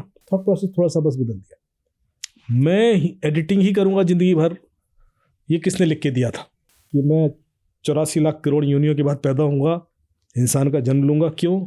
क्योंकि मैं वीडियो एडिटिंग करूंगा। Can it be an objective of your life? No, it can't be. और whatever job you are doing for that matter, that job you are doing just to make some money so that you can survive. तो problem है earning की, problem job की नहीं है। Job कोई भी करे, यदि आप अर्न कर रहे हो और ये आप स्टैब्लिश कर सकें कनेक्शन, तो you are countering all kind of threats, ये सब बेकार हो जाएगा। पर चैलेंज ये है कि हम सबका माइंड वहाँ फंसा हुआ, हम उधर हटके नहीं सोच पा रहे हैं, इसलिए हम बार बार ये सवाल हमारे सामने आता है और हम डर जाते हैं कि अब एआई ने जॉब खा ली, अब घर बैठे, ये थॉट आ जाता है। दूसरा, डेफिनेटली 70, मैं ये नहीं कह रहा कि हर आदमी ये सब आसानी से कर लेगा, कि एंटरप्रेन्योरल हमें ट्रेनिंग देगी नहीं। यदि हमारे एजुकेशन सिस्टम में थोड़ा सा स्टार्टिंग से ही बच्चों को एंटरप्रेन्योरल थॉट प्रोसेस सिखा दिया जाए कि देखिए आप पैसा कैसे कमाना है सीख लो, मेहनत कैसे करनी है वो यही सीखेगा, वो यही करके देगा तुम्हें सारे जो काम तुम्हें करना है, पर तुम्हें कराना क्या है ये तुम्हें पता होना चाहिए। So you should have a vision, यार मुझे ये प्रॉब्लम सॉल्व करनी है, मैं ऐसे ऐसे ऐसे मुझे एजेंट के मिल जाए 4 तो मैं कर दूंगा, and then you could make money out of it. सवाल ये है कि हमारे एजुकेशन सिस्टम में अभी वैसा नहीं है। हमारे एजुकेशन सिस्टम में, जो मैथिली शरणगुप्त ने एक कविता लिखी थी कि आधुनिक शिक्षा विधि, यदि आधुनिक शिक्षा किसी विधि भी प्राप्त कर सको तो लाभ क्या, बस क्लर्क बनकर पेट अपना भर सको। सुनते रहो बस सिर झुका सुन अफसरों की गालियां, तो दे सकेंगी रात को 2 रोटियां घरवालियां। ये मैथिली शरण गुप्त ने 30, 35, 40 साल पहले लिखा। ये इतना सत्य था। उन्होंने एजुकेशन सिस्टम पे कटाक्ष किया था कि क्या है एजुकेशन सिस्टम, कि हर आदमी को क्लर्क बनाने पर तुली हुई है कि बैठ के लेटर टाइप करो, कर दिया, ये भेज दो, कर दिया। That kind of job we were doing most of us in government jobs. AI आपसे बेटर कर लेगा ये सब, बिल्कुल। हम इसके लिए नहीं हुए थे। सो एजुकेशन सिस्टम पे सवाल एआई की वजह से उठने लगे हैं, पर एजुकेशन सिस्टम पर सवाल 35-40 साल पहले से उठ रहे हैं कि ये गलत है। We should not make people machine unnecessarily. We should drive cognitive skills, we should drive entrepreneurial skills in them so that we can make more value of this life. ये लाइफ 4 लेटर टाइप करने के लिए नहीं है दिन में, ये life इससे ज़्यादा वैल्यू क्रिएट कर सकती है। हमने वो वैल्यूज़ के बारे में नहीं सोचा। सर इसमें 2 सवाल है, बड़े इंपॉर्टेंट लग रहे हैं मुझे। एक तो ये कि जैसे आप बता रहे हैं कि एआई एजेंट्स बनाए, तो जो एआई एजेंट बंदा बना रहा है वो एक नहीं बनाएगा, वो 1000 भी बना सकता है, और जो एक प्रॉब्लम सॉल्व करना जानता है वो 1000 सॉल्व कर सकता है। तो आपकी वो बात तो समझ आ गई कि मल्टी बिलियन बना सकता है एक बंदा आराम से। लेकिन प्रॉब्लम इज दिस कि इतनी प्रॉब्लम शायद नहीं है दुनिया में। तो अगर एक बंदे के पास इतनी इनकम आ रही है, तो ये जो दूसरे बंदे हैं इनके पास तो कुछ भी नहीं आ रहा बाद में। एक सवाल ये। दूसरा ये कि सर अब बच्चे आ रहे हैं, पढ़ के इंजीनियरिंग करके आ रहे हैं, निकल के आ रहे हैं, लाखों के तादाद में हमारे यहाँ पे है। अब उनका वो ब्रेन नहीं बना हुआ कि वो कंपनियां खोलें या फिर उस तरीके से एजुकेशन सिस्टम से वहाँ से आए हैं वो। तो अब वो फंस गए यहाँ पे विशेष सर्कल में कि ना तो वो इधर के हुए और ना इधर के हुए। तो ये जो लाखों बच्चे हैं या लाखों लोग हैं, उनके साथ क्या होगा? मैं एक हाइपोथेटिकल सिचुएशन डिराइव करता है, ठीक है, कि हमें ज़िंदगी में जीने के लिए क्या क्या चाहिए। ठीक है, खाना चाहिए, घर चाहिए, कपड़े चाहिए, साफ हवा पानी चाहिए, ठीक है, और कुछ है ज़रूरत हमारी? बेसिक नीड्स बस यही घर का, रोटी कपड़ा यदि मकान हम वाला। समहाउ कुछ ऐसा सिस्टम क्रिएट कर सकें कि किसी भी चीज़ की महंगाई या वो जो जिससे डर लगता है कि मिलेगी नहीं मिलेगी, उस वजह से होता है कि डिमांड एंड सप्लाई का रेशियो बिगड़ा हुआ होता है। भाई साहब कल मुझे चावल मिलेगा, पता नहीं साला मार्केट से ख़त्म ना हो जाए। If somehow we could create an AI ecosystem जो उतना फूड जनरेट कर दे, okay, machine, AI, precision, technical, कि जितना लोग खाने वाले हैं उनसे 1 लाख गुना है या 1000 गुना है, तो वो डिमांड सप्लाई का फॉर्मूला उल्टा हो गया।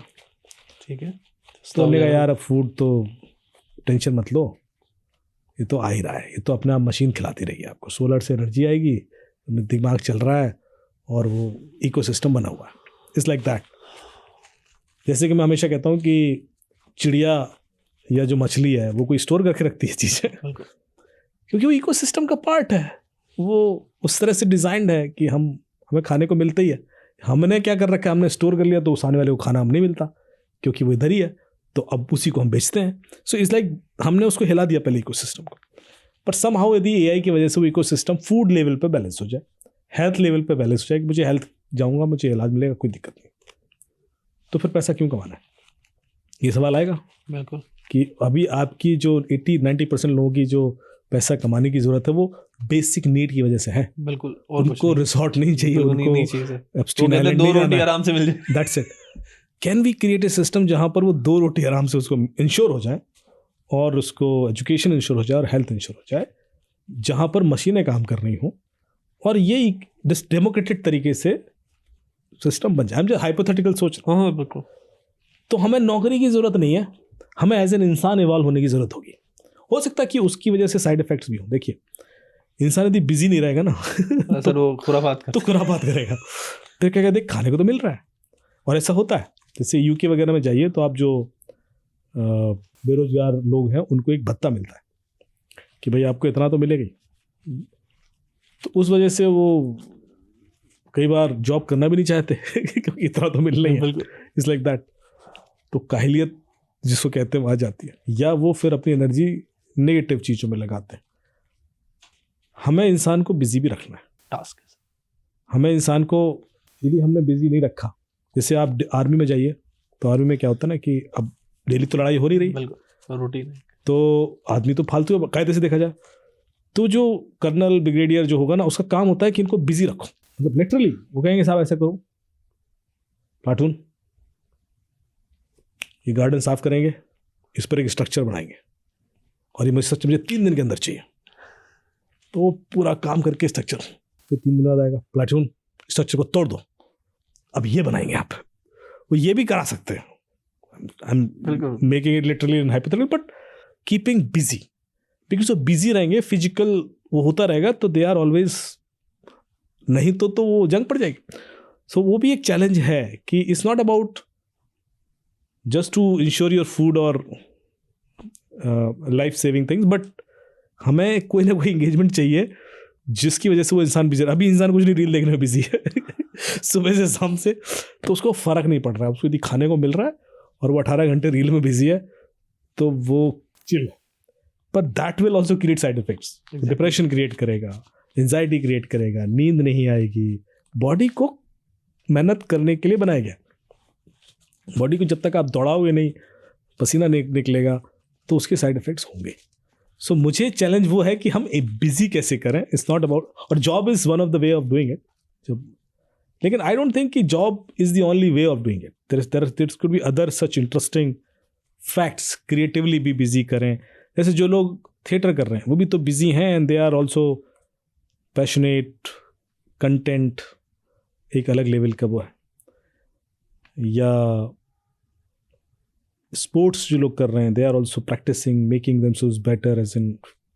सो आप अपने आप को इवॉल्व करने की दिशा में तो अपने आप को बिजी रख सकते हो, चाहे वो learning more things, physical fitness, या क्या कहते हैं ट्रैवलिंग, या व्हाटएवर, आई डोंट नो। मतलब मैं भी आंसर ही ढूंढ रहा हूँ, but I think if we could deduce some mechanisms to keep people busy, वो ज़्यादा ज़रूरी है रादर देन एआई से डर के दूसरे जॉब के ऑप्शन ढूंढना, क्योंकि वो तो नेचर बैलेंस करेगा कहीं ना कहीं। मुझे ऐसा लगता है कि जो एआई की वजह से इम्पैक्ट होगा वो कॉम्पनसेट किसी न किसी वजह से होगा।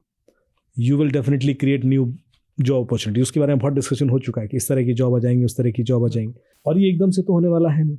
सो we'll have enough exploration possibilities. मैं जो चाहता हूँ हाइपोथेटिकली कि कम से कम बेसिक नेसेसिटी जो नेचर सबको देना चाहता है वो सबके लिए इंश्योर्ड हो, और उसके बाद एज एन ह्यूमन हम क्या इवॉल्व करके अचीव कर सकते हैं उधर हम लोग फोकस को बिजी करें। फाइन सर, एक लास्ट सवाल आपसे करूंगा, एक रॉ ओपिनियन आपकी चाहूंगा, I don't want you to be correct in this, कि आज से 20 साल बाद आप जब दुनिया को आज से इमेजिन करें, और एआई भी आ चुका है, एडवांस हो चुका है, टेक्नोलॉजी इस तरीके से आ गई है, इंसान की अपनी कमियां भी हैं, जैसे आप कह रहे हो बिजी हो जाएगा, रील्स में लगा हुआ है और थकेगा नहीं और बीमारियों से पकड़ लेंगी, तो 20 साल के बाद एक किस दुनिया में हम जी रहे होंगे, किस तरीके के चीज़ें चल रही होंगी? रेडी प्लेयर वन देखिए आपने? नहीं, अब आपने सजेस्ट की। हाँ, स्टीवन स्पीलबर्ग की है, आई थिंक 2060 या 70 को वो करते हुए उसने बनाई है, और कि दुनिया मेटावर्स में जीने लगी है। अच्छा, वो मेटावर्स। सो सुबह उठ के गॉगल पहन लेता है, और वहाँ पर चूंकि इन्वायरमेंट ऐसा हो गया है कि बाहर कुछ बचे ही नहीं, सारे पेड़ काट दिए इन लोगों ने, सारे नदियाँ सूख गई हैं, पानी नहीं है, हवा नहीं है, अब वो स्टोर करके मिल रहा है, घर पे पहुंचा दिया जाता है, ऐसी वाली सिचुएशंस आ गई। सो एक वेरी स्केरी पिक्चर वैसे दिखाई गई इन्वायरमेंटल पर्सपेक्टिव से, जो अलग अलग फिल्मों में भी आई है। लेकिन फिर आदमी कर क्या रहा है, आदमी मेटावर्स में जा रहा है, वो गूगल पहनता और एस्केलेटर पर चल रहा है, and then you are exploring things. और मेटावर्स ऐसा है कि उसका कोई एंड ही नहीं है, मतलब it's a virtual world, and every day you create a new virtual world, a new universe all together. So you go and experience that universe, and then you come back, then experience extremely new universe, फिर extremely new universe which is indefinite, so it never ends. So you exploring. This is something which itself scary for me, कि आप real world में नहीं हो, लेकिन आप ऐसी चीज़ में हो जो ख़त्म ही नहीं हो रही है, और एक्सप्लोर की, और हर दिन वो नए तरीके से आती है आपके साथ। बट जो मैं अभी इमीडिएट 15-20 साल बाद देखता हूँ वो ऐसा नहीं देखता। मैं देखता हूँ कि बहुत सारे जो जॉब्स हम भी, पहला जो चेंज होगा, जो हमें ऐसा लगता था कि ये ह्यूमन स्किल्स हैं, वो ह्यूमन स्किल्स मानी ही नहीं जाएंगी। Okay. लोग ये कहेंगे अच्छा ये ह्यूमन क्यों करता था। जैसे कि यदि मैं कुछ पुराना एग्जाम्पल दूँ तो आप पहाड़े याद करते थे, अब कैलकुलेटर करता है सब कुछ, या मोबाइल नंबर से आपको याद होते थे, अब एक भी याद नहीं है क्योंकि नहीं आपकी मेमोरी पुराने में याद है जो है तब के। है ना। बिल्कुल। अभी हमारे पास 40-50 नंबर तक याद होते थे हम, बिल्कुल एक टाइम था मोबाइल। अब आज की जनरेशन से कहना कि हमें 50 नंबर याद होते थे तो हंसेंगे, हम झूठ बोल रहे हो, पर होते थे, बिल्कुल। ये सच है। कोई मेमोरी नहीं होती थी फ़ोन के अंदर, हम नंबर डाल करके तो वो जो जब लैंडलाइन की बात कर रहा हूँ तब बिल्कुल। टाइम पे तो हमें एक एक नंबर याद होता था, और वो स्किल ख़त्म हो गई। एक छोटा सा एग्जाम्पल, तो इस तरह की बहुत सारी जो स्किल्स आज हमें ऐसा लगता है कि बड़ी क्रिटिकल हैं और हम तो ह्यूमन का इंटीग्रल पार्ट है, वैसा नहीं है। वो भी शिफ्ट हो जाएगा एआई को, और हम और आगे पुश करेंगे अपने आप को to do something more critical for sure. ये होगा ऐसा। ये भी जो हो रहा है, जो एआई भी बन रहा है, भी नेचर की वजह से ही बन रहा है, ये होना ही था। ये कुछ ऐसा नहीं है जो इस रोड मैप का पार्ट नहीं है। This was part of the evolution of human cycle. मैं समझा। तो आपकी ह्यूमन रेस और पुश होगी आगे, और हम और इंटेलिजेंट होंगे, जो होते रहे। यदि आप 200 साल पहले का आईक्यू और आज के आईक्यू में देखोगे तो एवरेज आईक्यू तो ऊपर ही गया है ना। आप जिस तरह की रिसर्चेज हुई हैं, फाइंडिंग्स हुई हैं, उसकी और आगे की होंगी, और ख़तरनाक होंगी, और ऐसी चीज़ें होंगी शॉकिंग जो हमने सोची भी नहीं है। So definitely that will happen, it's part of the life. Priorities बदल जाएंगी। इंडिया 20 साल पहले की जो फैमिलीज़ की प्रायोरिटीज़ थी वो अलग थी, कि घर हो, गाड़ी हो, ये हो, और हम पूरा मतलब जवान होते ही फोकस ही हो जाता था कि पहले अचीव कर लेते हैं। नेक्स्ट जनरेशन के लिए वो नहीं होगी प्रायोरिटी। नेक्स्ट जनरेशन के लिए प्रायोरिटी कुछ और होंगी। सो वो हर एवरेज जब ऊपर जाता है तो वो मेजॉरिटी ऑफ ह्यूमन एवोल्यूशन उस डायरेक्शन में होने लगता है। जैसे आज की डेट में, जब मैंने आपको बताया भी था कि जब मैं सैमसंग में था स्पेन में, तो मेरे डेस्क के सामने एक लड़की काम करती थी, कोरियन लड़की थी, उसका नाम था जियोन किम। तो उसने, शी वॉज एक्सपर्ट, मतलब बहुत अच्छी प्रोग्रामर, मेरे से 2-3 साल बड़ी ही थी, एंड तो काफ़ी मुझे सिखाती थी प्रोग्रामिंग, ब्रिलियंट। फिर क्या हो गया, वो चली गई वापस। मैं इंडिया था, तो मैंने एक दिन ऐसी चैट कर रहे थे हम लोग यहाँ मैसेंजर पर, मैंने कहा और कैसे, कहाँ हो? तो उसने कहा मैंने नौकरी छोड़ दी, मैं अब डॉक्टरी कर रही हूँ। मैंने कहा डॉक्टरी मतलब डॉक्टर तुमने पहले तो इंजीनियरिंग की, फिर सैमसंग में नौकरी की 4-5 साल, और उसके बाद अब तुम अचानक से डॉक्टरी कैसे कर सकते हो? मतलब मेरे लिए सुनना ही अजीब था। मैंने कहा मतलब व्हाट फ्लिप ऐसा फ्लिप? हाँ, बोले क्यों? मैं बोर हो गई थी, मुझे लगा कि दिस इज़ इंटरेस्टिंग, अब मुझे ये एक्सप्लोर करना चाहिए। कितने साल का कोर्स है? तो वही 4-5 साल। मैंने कहा अब तुम फिर 4-5 साल ये सीखोगे, फिर डॉक्टर बनोगे, फिर कमाओगे। बोले कमाने के लिए मैं नहीं कर रही हूँ। उसका एक डायलॉग था। ये बात मुझे समझ नहीं आई उस दिन, पर शायद हमारी अगली जनरेशन को समझ में आएगी। तो वो एवोल्यूशन जो कोरिया में हो चुका है, या जापान में हो चुका है, या दुनिया भर में, वो शायद इंडिया में होगा, और हम फिर नेक्स्ट लेवल की चीज़ें अचीव करने की कोशिश करें। सर 2 छोटी आंसर कहूँगा क्योंकि मेरे सवाल खत्म नहीं हो रहे, बिकॉज आप उसको सही आंसर करेंगे। तो आपने फैमिली की बात की, तो क्या अगले 20 साल के बाद फैमिली सिस्टम बचेगा? आप फैमिली सिस्टम किस चीज़ को मान रहे हो? सर जिस तरह से हम फैमिली के साथ पहले हमारे दादा वादा रहते थे, सब रहते थे, आज एटलीस्ट हम इकट्ठे थोड़े और रहते हैं, आगे जाके क्या ये सब चीज़ें चलेंगी या बिल्कुल ये सब अलग अलग रहा करें? देखो, अभी जो ट्रेंड चल रहा है उस हिसाब से तो हम वेस्टर्न को फॉलो कर रहे हैं पूरी तरीके से, न्यूक्लियर फैमिलीज। ठीक। और यदि वेस्ट जो आज है स्थिति, वही हम अपना फ्यूचर देख सकते हैं, क्योंकि बहुत समय पहले यूरोप में भी वैसा ही कल्चर था जैसे इंडिया में पहले था। मतलब they were all connected with parents, साथ रहना, वो सब था। पर अब वहाँ पे भी वही कल्चर आ गया कि न्यूक्लियर फैमिलीज हैं, सब छोड़ देते हैं पेरेंट्स को। यूएस में उससे पहले से ऐसा था, इंडिया उसके बाद चेंज होना शुरू हुआ। सो हम थोड़ा सा इधर मूव करें तो दिखता है कि भविष्य क्या होने वाला है, डेफिनेटली उतना तो क्लियरिटी है ही। यहाँ पे भी वैसे ही होगा। यहाँ पर ये भी हो सकता है कि सबसे बड़ा जो मुझे क्विक वो दिखता है कि शादी की ज़रूरत ही ना हो लोगों को, क्योंकि हम धीरे धीरे धीरे धीरे लोग इतना लेट शादियाँ कर रहे हैं कि फिर उनके बाद पर्पज़ नहीं रह जाता कि 35-40 साल के बाद, 50 साल के बाद, कि वो भी एक फॉर्मेलिटी है। और उस फॉर्मेलिटी की भी क्यों ज़रूरत हो यदि that's not changing anything in your life? System तो चल ही रहे हैं। सो इस तरह की कुछ मान्यताएं चेंज होंगी जो यूएस में हैं। तो जिस स्ट्रक्चर की आप बात कर रहे हो डेफिनेटली दैट विल चेंज। पर इंडिया के संग क्या होता है कि India is a huge country.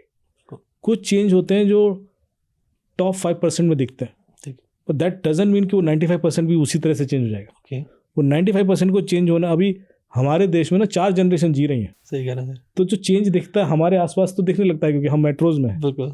पर जैसे आप 200 किलोमीटर अंदर जाते हो तो वो चेंज नहीं दिखता। सब वैसे ही है, ऐसा लगता है। बिल्कुल। हाँ, तो आज भी वैसे। तो हमारे लिए वो रेस लंबी है और स्लो है। सो डोंट वरी, वैसे स्ट्रक्चर रहेंगे कम से कम अगले 50-60 साल तो और रहेंगे। ओवरऑल चेंज नहीं होगा। बिल्कुल।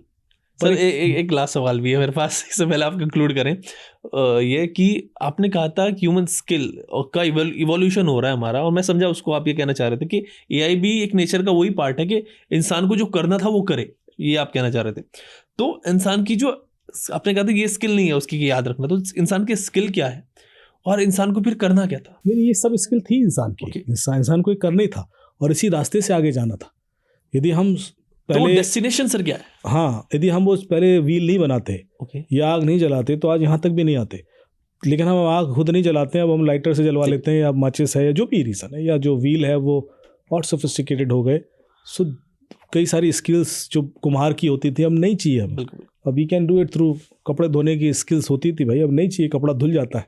खाना बनाने की, रोटी बनाने की स्किल्स होती थी, अब लर्न करते थे, अब नहीं चाहिए, वो रोटी मेकर आ गया है। सो बहुत सारी ऐसी चीज़ें धीरे धीरे ज़रूरी थी, पहले थी, अब नहीं है, क्योंकि अब हम तो वही एआई कर रहा है। एआई अब जो चीज़ें मैनुअल स्किल्स की होती थी अब एआई कॉग्निटिव स्किल्स की ओर ले गया, थोड़ा सा और ब्रेन शिफ्ट हो रहा है। तो अभी तक जब फिजिकल स्किल्स खत्म होती तो आदमी इंटेलेक्चुअल स्किल्स को अचीव करना शुरू कर देता है कि भाई चलो अब कुम्हार नहीं है तो फिर हम कुछ सोचते हैं, डिजाइनर बन जाते हैं। अभी एआई ने वो भी खरीद लिया तुमसे कि वो भी मैं करूँगा, अब तुम और आगे जाओ। So basically it is pushing your brain to do something more than these things.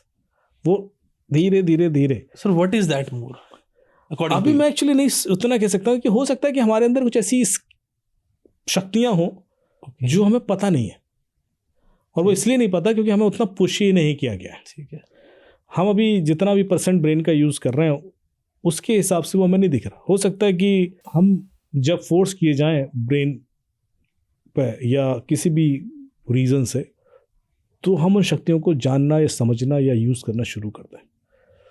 तो ये एक अपॉर्चुनिटी हो सकती है because of this threat that we have. सारे लोग नहीं होंगे शिफ्ट, कुछ लोग पहले होंगे, फिर बाकी फॉलो करेंगे, और ऐसा ही हमेशा से होता रहा है। हर आदमी एकदम से एक ही लेवल का IQ नहीं अचीव करता है, पहले कुछ लोग करते हैं, फिर बाकी उसको फॉलो करके प्रैक्टिस करके अचीव करते हैं।